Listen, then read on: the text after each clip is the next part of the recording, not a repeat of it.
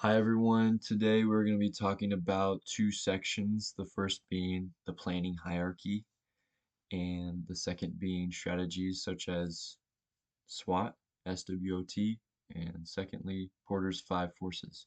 So let's get into the planning hierarchy first. The planning hierarchy has three different levels to it.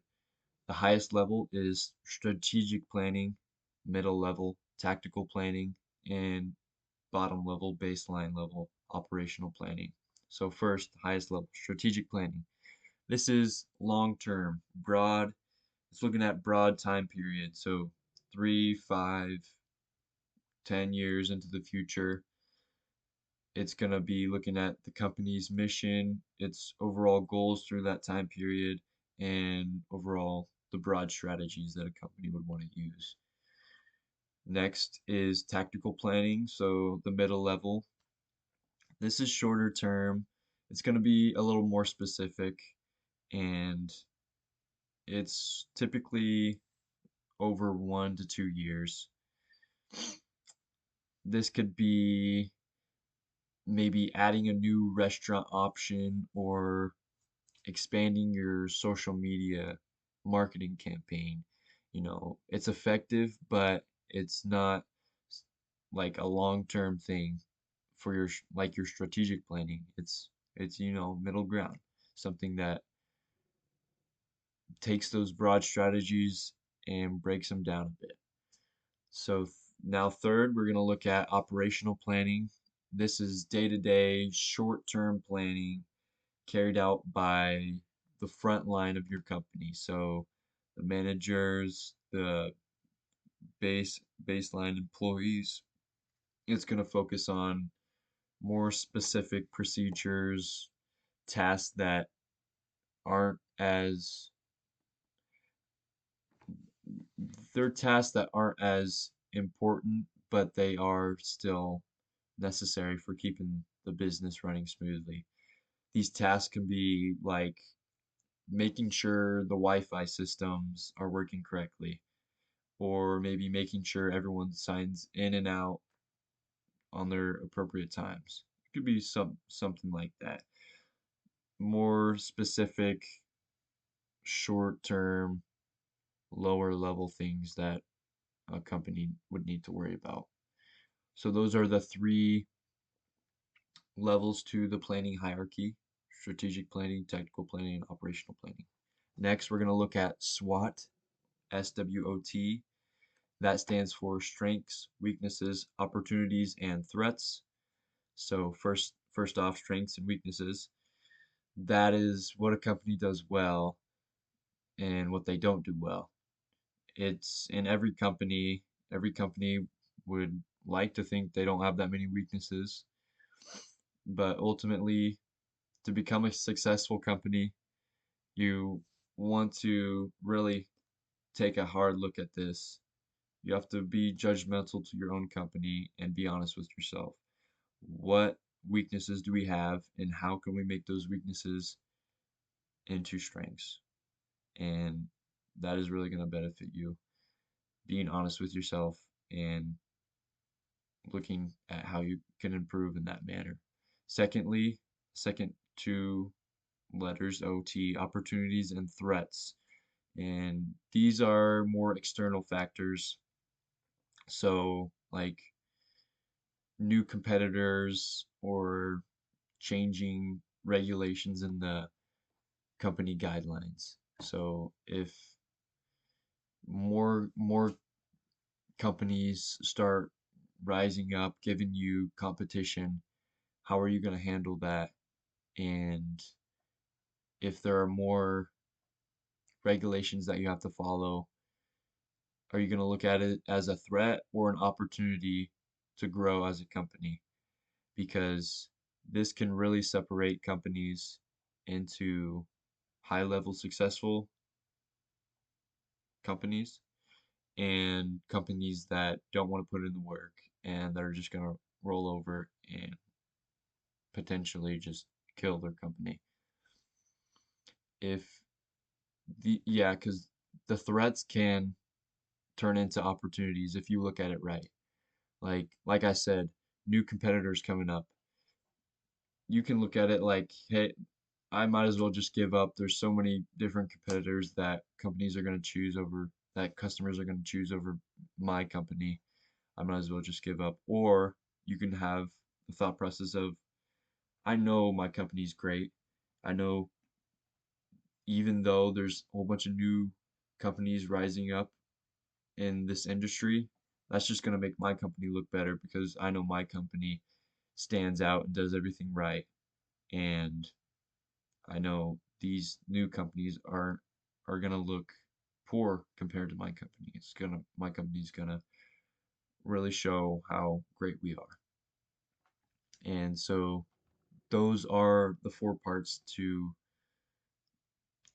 analyzing SWOT, SWOT. And now let's look at Porter's five forces. So obviously here in the name, there is five different areas to look at. The first area being the threat of new competitors. So we kind of talked about this just recently. How easy is it for new businesses to enter your industry? So if you again find new businesses popping up around you, how are you going to look at that threat? If it's easy for existing companies to if it's easy for new companies to enter the industry, then existing companies are going to face competition, and that is genuinely can be a threat for both competitors and existing companies because there's more options to choose from for the customers. Now, secondly, the second area is the power of suppliers. Now, if there are only a few suppliers, then they have the power to do anything. They have the power to raise the prices or even limit the resources sent out. If you are a supplier and there are only a few suppliers in your industry, you are kind of set because if it is something that companies, customers need, if it's a necessity, then even by raising the prices, com consumers can't really do anything about it. You have all the power. Thirdly, though, we'll take a look at that same vision flip-flopped, the power of buyers. If customers have many choices, then they now hold the bargaining power and they can force businesses to ultimately lower prices or improve the quality of their goods if they wanted to. Customers may choose one business over the other because it has cheaper prices. So now the other company that they didn't choose are going to want to now lower their prices so they can compete. And this is the power of buyers and the impact how having many choices can have on companies. Now, area four, is the threat of substitute products. So how easily can a customer switch to a different product that meets the same need? I like looking at, like we did in this other assignment we had this week, how Airbnb is now a strong substitute for hotels. We looked at hotels, and Airbnb is now becoming a really big threat for hotels because a lot of people enjoy privacy and having their own space instead of having to book a room with tons of other people all around them, knowing that it might be noisy, they might get a weird vibe of the people in the building, it's just depending on the person, but since Airbnb is on the rise, it's really a threat for hotels, a threat for substitute product. It meets the same need, and customers might choose Airbnb over hotels. Now let's look at the fifth and final area, the rivalry among competitors. And this is referring to how intense the competition is, if it's intense at all, within the industry. So if it is intense, if it has a high rivalry, this usually means that companies have to spend more on their marketing and promotions to be able to stand out.